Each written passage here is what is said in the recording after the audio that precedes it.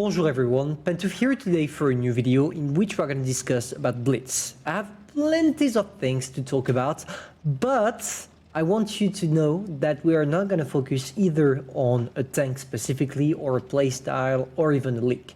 We are just here to chill and talk about World of Tank Blitz because it's been a long time since the last video that was about Blitz itself. And to introduce that video and especially the subject, I would like to give my point of view on World of Tank Blitz. Obviously, unlike most players, I don't have the same point of view as the majority. Not because I'm special or anything like that, but because I'm a YouTuber, a Blitz YouTuber. Which means that every time I'm releasing videos or every time I play, it's for content. Kinda like a job. And therefore, when I play the game, I'm 100% sure that I appreciate it less, or at least I don't take as much time to appreciate the game as I would, because I need that content. I need to play that specific tank in order to get the specific video, in order to get the specific persons interested into the video. And the problem when you're doing that is that from time to time, you completely forgot to have fun while playing. And tonight I decided, hey, you know what? Let's not bother too much about videos. You are gonna do a video on whatever you want, but first play the tanks you like. And I don't know why, but I decided that the gargoyle was this one, the Panzer IV gargoyle.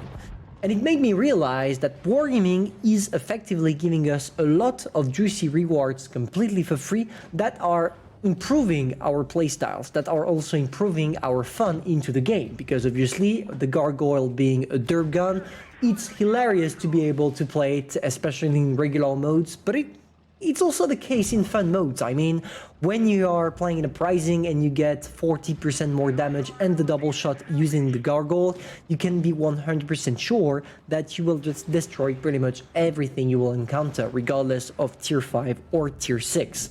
And to be fair, even if in a lot of my videos back in the days I spit a lot on wargaming, gotta give them credits for that, because unlike World of Tank PC or even every single other wargaming games, the devs are really caring about us, they are really caring about the community, and even if, yes, most of the time we have pay-to-win items because the game needs to survive, we are still really gifted when it comes to premiums. For example, this year we got the Panzer IV gargoyle for free, we got the E75 TS for free, we got the 50 TP prototype for free, we got the possibility of unlocking some tier 10s as well for gold, and if you manage to gather enough, you will and you would be able to get all of them.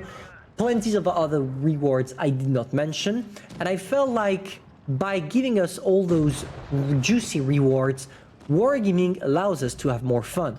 Because when you take a look at the specificity of the rewards that they are giving us completely for free, those tanks are actually fun to play. Look at the Poodle, for example. No, it's not the best tank, and I totally agree with you if you think so.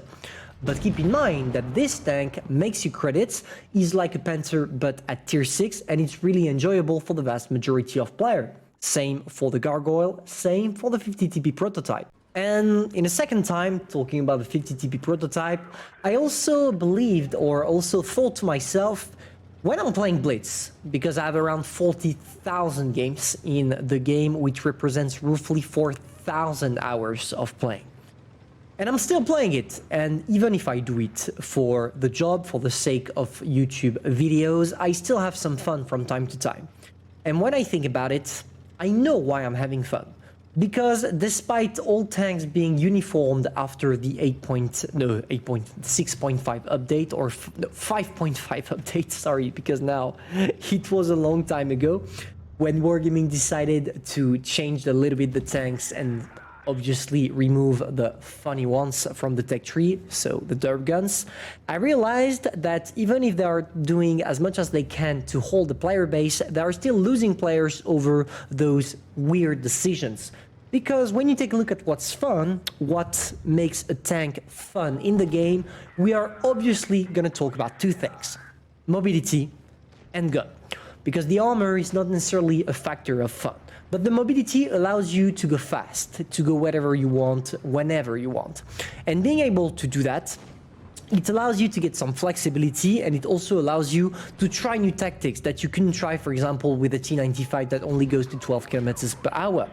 And now, for the gun, you get it, it's derp guns. There is nothing more hilarious in this game than an heavy 183 shooting for its high roll, a smasher one-shotting every single tier 7, a gargoyle being able to inflict half the hit points of damage on tier 5, etc, etc.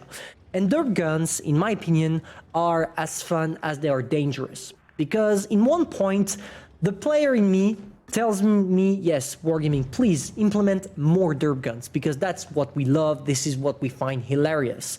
But another side of me tells me, well, if we put a lot of derp guns, the game is going to become unplayable. Because obviously, if you get many derp guns all at the same time into the game, even just a whole branch of tanks that are derpy, you are gonna get so many people rushing them out, and the regular and traditional playstyle or strategy we know, like hull down and side scrape, will become ineffective.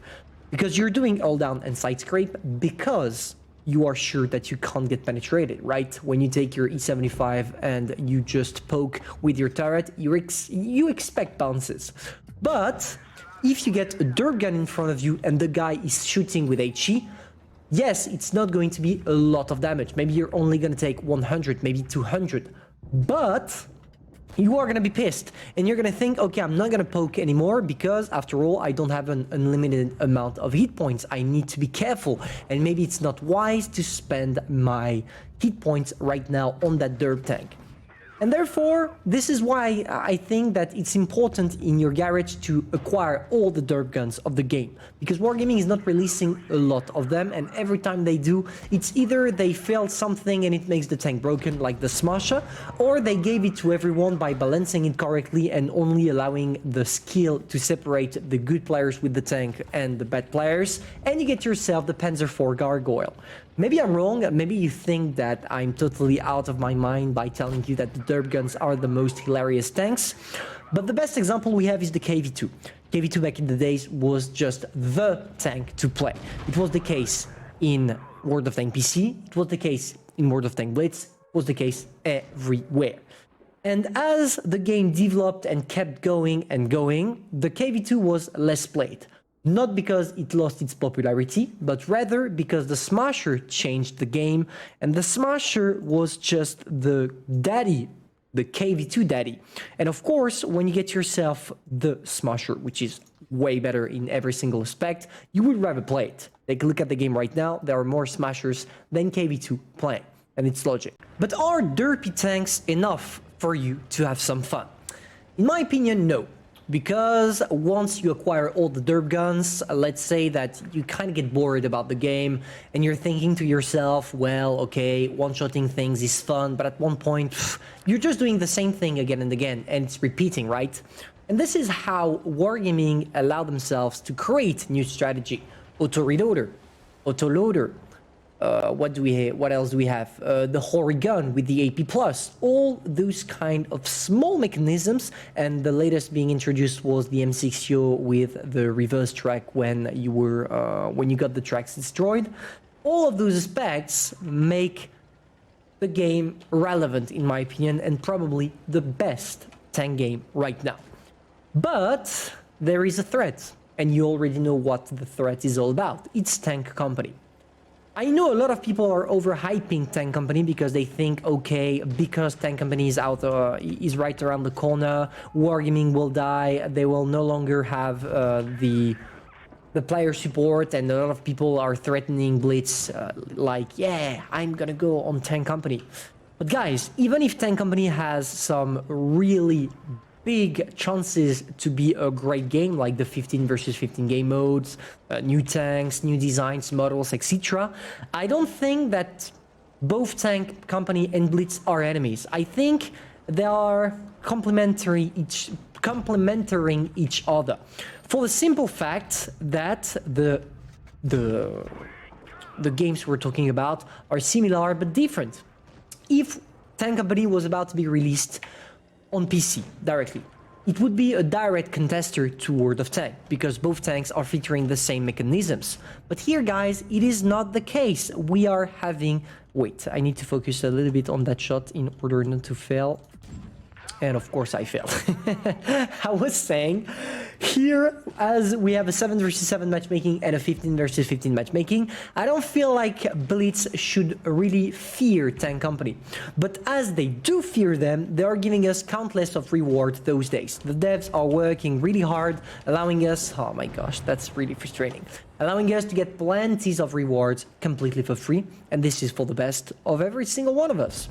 So for that, once again, I would like to say thank you, Wargaming. And in order to tell you thank you the right way, we are gonna Amarac some stank, because that's what a Smasher does, right?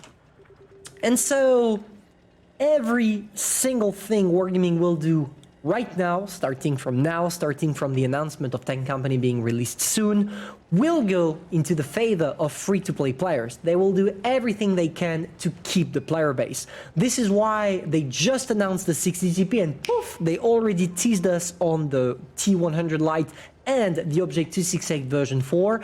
This is why we had not so long ago the 50TP prototype event, etc, etc. They're testing things, and trust me, the year 2022 is probably going to be the biggest so far in Blitz. You have my words, we'll have to wait to see if I'm right, but yeah, I bet it will be. Hopefully you enjoyed, guys. If that's the case, feel free to subscribe, like and share, and personally, I'm gonna see you soon for a new video. Bye.